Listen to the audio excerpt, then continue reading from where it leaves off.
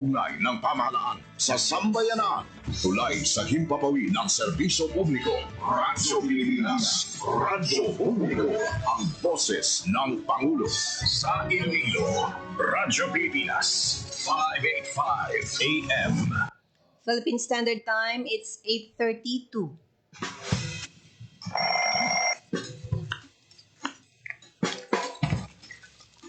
Kutan mo ko! Aga sa Iloilo. Masako. Magahod. Mabagsik. Panibagong adlaw pagkatapos ng paghuway sang gabi antes. Bagong nga paglaom. Isa naman kapag himakas sa matahong nga palaabuton. Iloilo Morning, ang programa nga kaupod ninyo sa pamahaw kunaga. Magadulong sa labing ulihi nga balita. Mga istorya halin sa Iloilo, kag iban nga bahin sang rehiyon. Mga ginahuluhang balan, kag mga trending topic sa social media. Ululupod naton at tubangon ang maayong nga aga. Magpamati na sa Iloilo Morning. Diri sa 585 kHz sa AM band sa inyong mga radyo. Radyo Pilipinas Iloilo, the only government radio station in Western Visayas.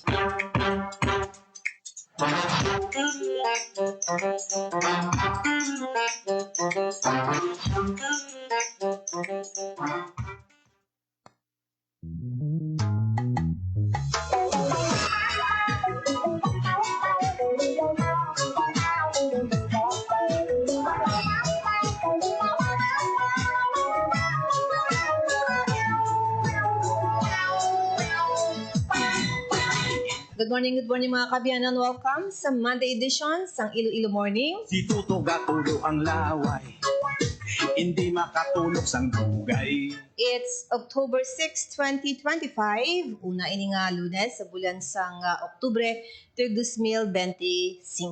Ay, hindi mapunggan maghay-hay. Hay, Ang atin sa niya nga pagdulong sa inyo sa mga pinakaulimangan nga mga informasyon. di mo ka gayon matakuga. Update kita sa bahin sang bulig nga ginadulong sa bahin sang Bugo, Cebu, mga kabyanan, matapos nga ginatayo gini sang 6.9 nga magnitude sang linog sang nagligad yang simana. Inday, siling sang ilimot. Ang Philippine Charity Sweepstakes Office, nakip ng Department of Social Welfare and Development, ang Philippine Coast Guard, kag nanuhay-tuhay nga mga ahensya sa gobyerno ang nagadulong sang bulig sa mga apektado nga mga pumuluyo sang Cebu. Kami malipay. Hay, Pangunag ito si Presidente Ferdinand R. Marcos Jr. kaupod ang mga cabinet secretaries from different agency, mga kabyanan, DOTR, DBM, ang Department of Health, ang DSWD, no? Kag syempre pa mga apektado nga mga mangunguma ang pag-address man no sa Department of Agriculture sang mga naapektuhan nga mga uma. bisan luspot lang ang balay, basta wala lang sang away. Pangabuhita matawhay, hay. Inday, Wala ako nagapadayon gihapon mga kabyanan ang pag-abot sang bulig no sa bahin sang apektado nga area sa Cebu sang Sininglinog. sa imo panglakat, matakuga mudlat, sa imo kagayon, matakuga dilipat. Ang imo nga Subong Lunes manami ang tiempo diri iya sa syudad sang Iloilo. Tingwa kita nga makapakig-angot sa bahin sang Pag-asa. Ang hapon nga na monitor naton 65%. Possible nga may ara sang sining pagtupa sang ulan sa syudad sang Iloilo.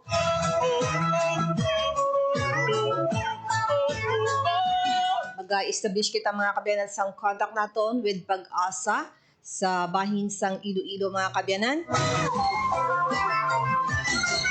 Inday, sa imo pag-ilay. Also, magkuha man kita sa bahin sang Provincial Health Office ining paghiwat man sang akong pag-remind no sa bahin sang mga kasos nga monitor nila sa mga balatian o kung masakit mga kabyanan, particular man sa rabies no o kung rabies ang pagpabakod nila sang ila sa iyang information, advocacy para malikawan kag hindi magsaka ang number of cases sang rabies mga kabyanan. Kan ko inday,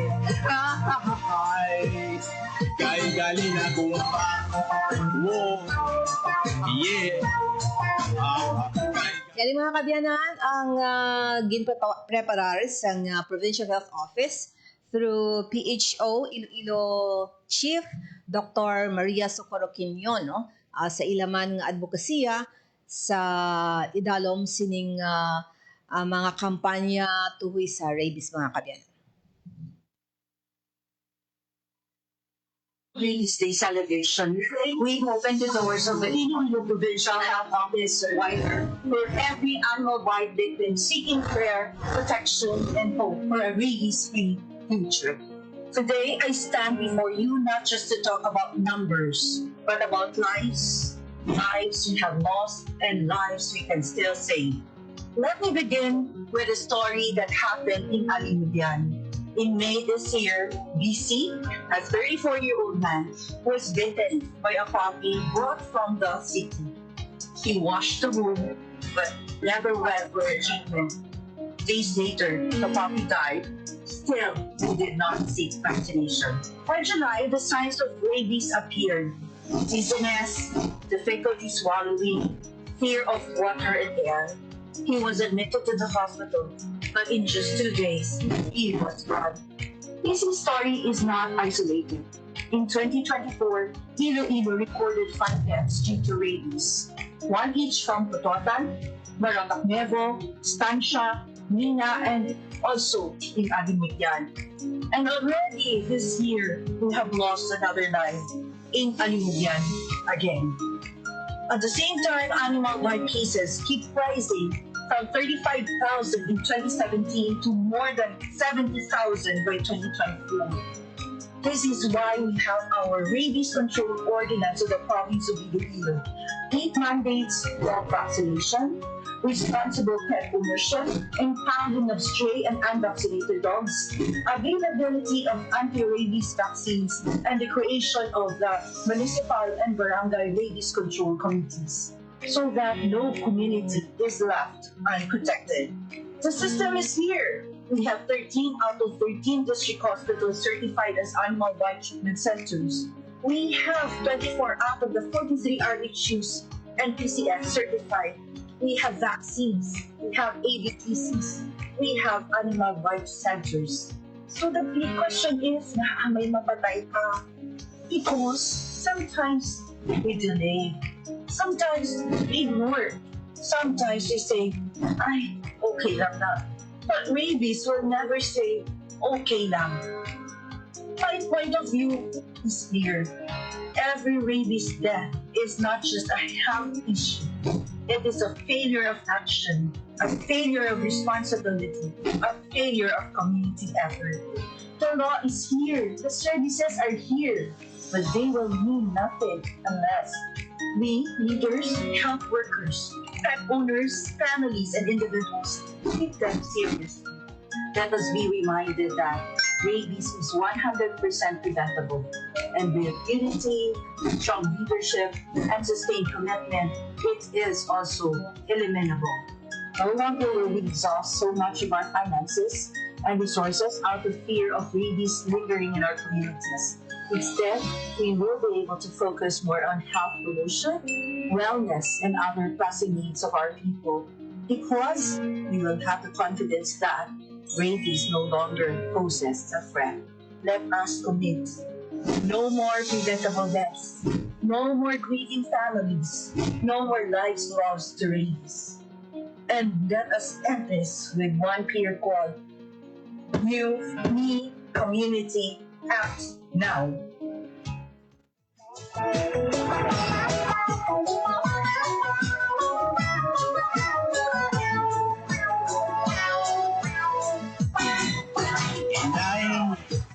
imo pag-iay.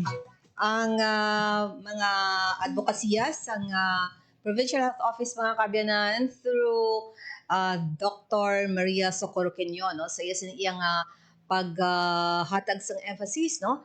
Nga kasadiin hindi lang iniya concern sa kasadiin may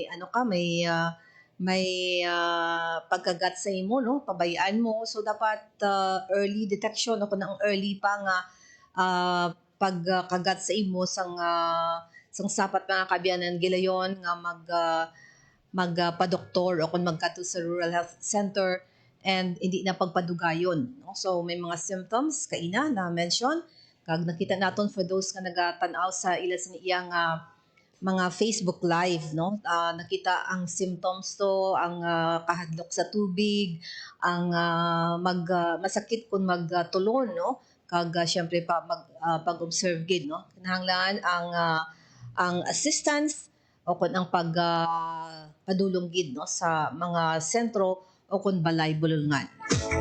Ay, Kay isa gani sini sang isa pa lang nga kagat, no, o isa ka kaso, very alarming na. How much more kung may 5 o kung 6, no, very alarming. kay gali na kong mo. Yeah. Inday.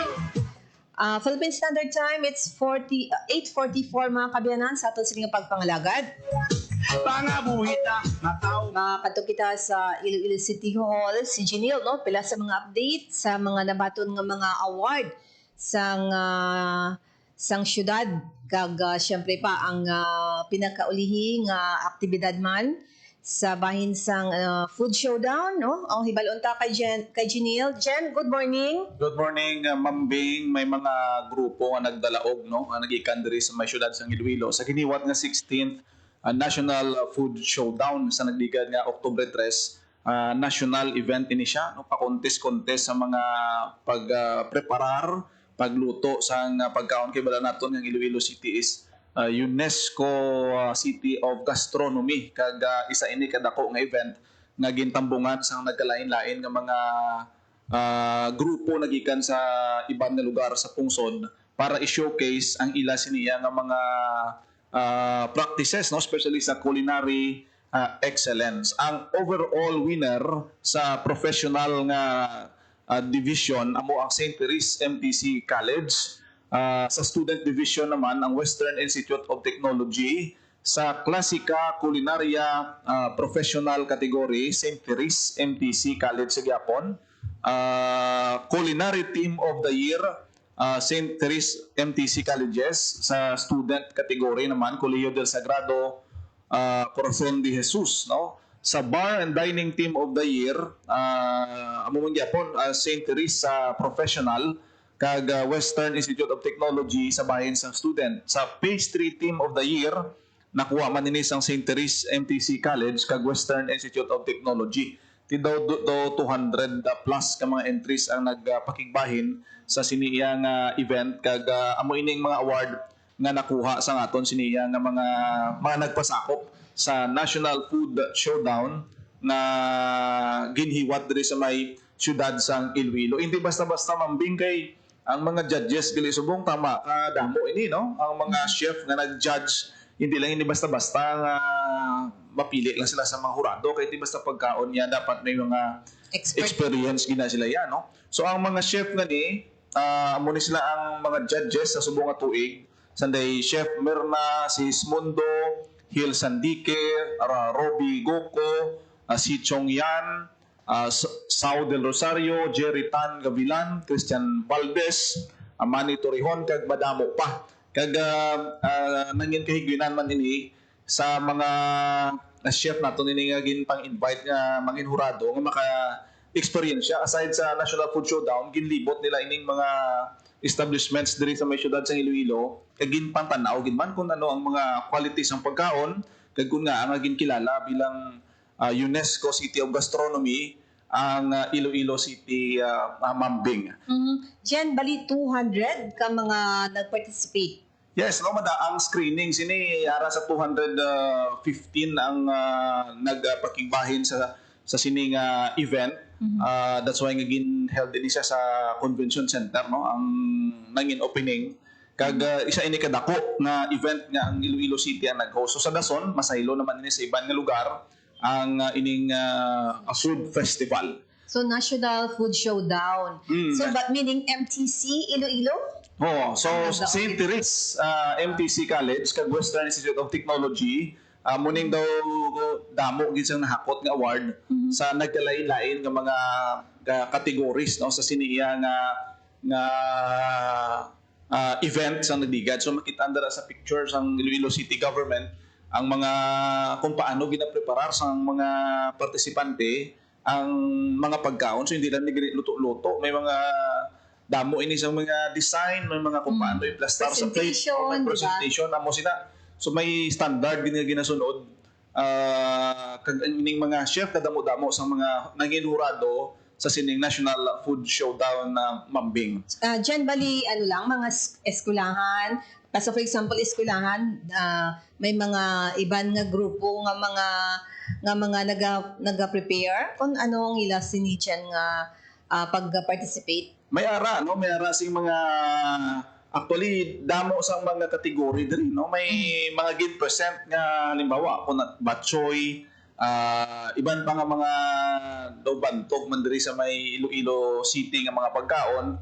So gin present ina sa madamo nga mga categories sa Mambing, no? Kag nangin kahigyanan ini nga ipakita ang aton siniya nga mga Ilonggo dishes sa sining National Food Showdown. That's why nga isa ini sa mga napilian ang mga presentation, no, sang sinimangkit panglawag naton nga mga winners nga tikon tanawon naton diri dogin dominate sang St. Therese MTC College kag Western Institute of Technology kay ini nga mga bulutuan nag-offer ini Mambing sang sang kurso na culinary.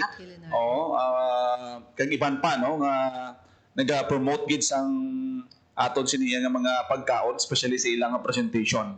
Sa pihak na bahin, sa October 8 handa na si Iloilo City Mayor Raisa Treñas nga magpatigayon siya sini pinakauna nga State of the City Address, October 8, Miyerkules ina. Kung hindi kita magsala, hiwaton ina ang soka sang alkalde sa sesyon sang aton sini nga sangguniang panglungsod, no. Ini showcase ang aton sini nga alkalde ang ikaw 100 days nga pagpangalagad bilang city mayor halin sang ini siyang nagpungko sang nagdigad nga June 30 2025 matapos siya nga ma-elect. So balantayan kung ano ang mangin kauntan sang State of the City Address nga iga pahibalo, no, ipagkapalabot sa aton siniya nga alkalde sa atubang sang mga konsyales naton sa sesyon kag para sa aton sini mga pumuluyo sa syudad sa Iloilo, Mambing. Yes, siguro diyan sa ako lang ha, health, education, siguro infrastructure, no? Pilas na siguro nga mga nga kag environment, no? Kag agriculture, health, education, infra, no? Apila na siguro babatian ta sa isa nga State of the City Address. So bantayan nato nina, no, kay ti una nga 100 days tama ka importante nga pagpalabot man, no, first time sa aton sining alkalde nga magpatigayon siniya nga State of the City Address sa aton siniya nga mga pumuluyo sa adlaw sang Miyerkules duwa na lang kadlaw October 8, 2025. Usually ang ilasan nga sesyon nag-umpisa mga alas 10 ang aga, Mambing, no, sa may legislative building, bago nga building sa aton siniya nga city government sa diin dira subong kinapatigayon ng sesyon sa makatapos ang sangguniang panlungsod. Okay. Amo ni madulong naton nga mga balita nagikan sa Iloilo City Hall para sa Bagong Pilipinas, Janelle Baclay, Radyo Pilipinas, Radyo Publiko. Thank you very much, Janelle Baclay, mga kabiyanan, sa iyo report from the Iloilo City Government. Dugang nga mga balita, mga kabiyanan, ang ato sa ikadulong sa inyo sa mga program in a while, no? Ang balita issue kagiban pa sa Radyo Pilipinas. Also, ang Radyo Journal, no? Diriman sa aton sa iyang program after 9 o'clock. No? Ang Radio Journal is at 10 a.m. Sa imo yung nga tunay, dughan ko sa imo nalipay, hindi mapunggat. So yun hibaloon later on mga kabiyanan sa bahin man sang Guimaras, no, na report kaina sa Iloilo o sa Radyo Pilipinas News ang scheduling sang tubig sa bahin sang Hordan, no? And hibalon ta na ang mga detalye, dugang ang mga detalye later on. Kay gali na gumpa. Wala na kasing oras sa atos niyong pagpangalagad. Ang inyong alagad until 8:55 lang, no? Sa atos sa iyang pagdulong sa inyo sa Monday edition kada Lunes. Ako ang inyong mangin kaupod. Also, buwas, same time from 8:30 to 8:55, si Janelle ang aton sa iyang regular anchor sa programa Iloilo Morning. Agutan ng kami malipay. Partners ko sa Technical Sciences Studio, Alan Defante sa Bison Transmitter, si Rochelle Jones Hutahero. Udlak sa imo kagayon, ako kahilipan. Ang Pilipinas, salamat. Ako naman si Bing Pabiona. Maayong aga. Radyo Pilipinas. Radyo Publiko. Radyo Pilipinas. Ang inyong tulay sa himpapawid ng serbisyo publiko, ang Presidential Broadcast Service, Radyo Pilipinas, Radyo Publiko. Radyo Pilipinas. Radyo Publiko. Kinilala ng pang-international at prestigyosong Asia Pacific Broadcasting Plus Awards 2025 para sa kategorya ng Government Streaming. Ito ay dahil sa epektibo nitong pagsasanib ng mga tradisyonal na media tulad ng telebisyon, radyo at print para masabayan ang mabilis na pag-inog ng mundo ng digital at social media tungo sa mas epektibong paghahatid ng mahahalaga at napapanahong mga impormasyon sa mamamayang Pilipino. Kinilala rin ang Radyo Pilipinas dahil sa patuloy na pag-akyat ng rating. Ngayon ay matatag sa pang-4 na pwesto sa Mega Manila ayon sa pinakahuling Nielsen Radio Audience Measurement Survey. At sa social media, nakamit ang mahigit 2,000% pagtaas ng bilang ng mga sumusubaybay sa Radyo Pilipinas page sa unang bahagi ng 2025.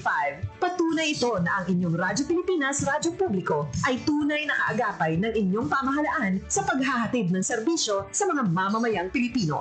Mula sa aming lahat, sa ngalan ng inyong pamunuan at mga kawani ng Presidential Broadcast Service, kasama ang inyong mga himpilan ng Radyo Pilipinas sa buong kapuluan. Maraming salamat po sa inyong lahat, sa inyong pagtangkilik at pagkilala. Radyo Pilipinas. Radyo Publiko.